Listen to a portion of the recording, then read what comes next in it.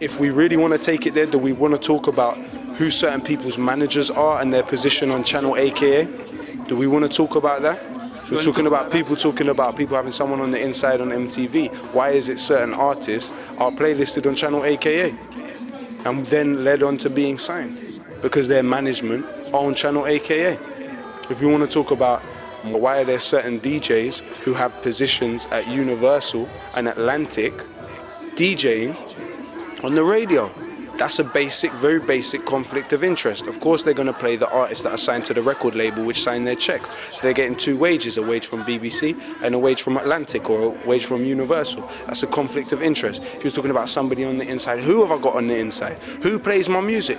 Actually, what it comes down to is a matter of I don't have the support that these other artists have in any way, shape or form. So I'm in a position where I have to do what I have to do. Yeah? Certain plights which are inconvenient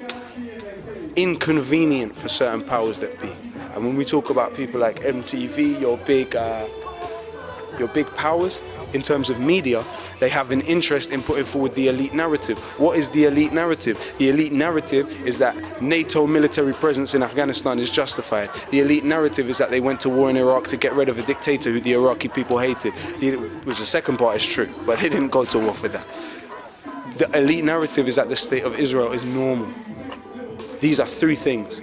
What have I done in my career around those three things? Where have I positioned myself regarding those three things? I have directly talked about them. So therefore, I am not somebody that solidifies the elite narrative. And I never will be. And I never, ever, ever, ever will be.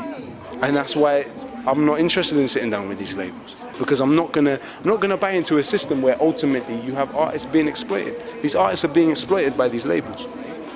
A chunk is taken by the record label. They're called record labels. They are meant to only take a chunk of your record sales, but they are taking the chunk, 360 deals. They're taking chunks of people's live shows, of people's publishing, of people's merchandise. I could never do a show like this if I was signed to a major label. They say, are you getting paid? And I say no. So they say, don't do it.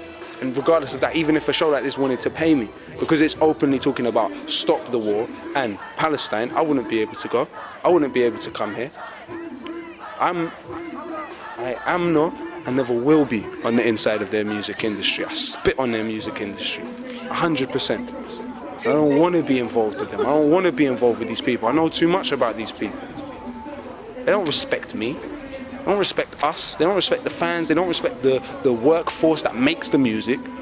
So why are you going to jump up and down to be involved in it? It's just a way of people who don't make music making money off people who do make music and telling people who do make music how to make music. We've got so many ways of letting people hear our words now that we don't need them. There was a time when they had everything monopolized and said what did and didn't exist. If you didn't get played on the radio, didn't get played on MTV, you didn't exist. If you didn't get played on Westwood, didn't get put on MTV, you didn't exist. I don't get played by Westwood and don't get played on MTV.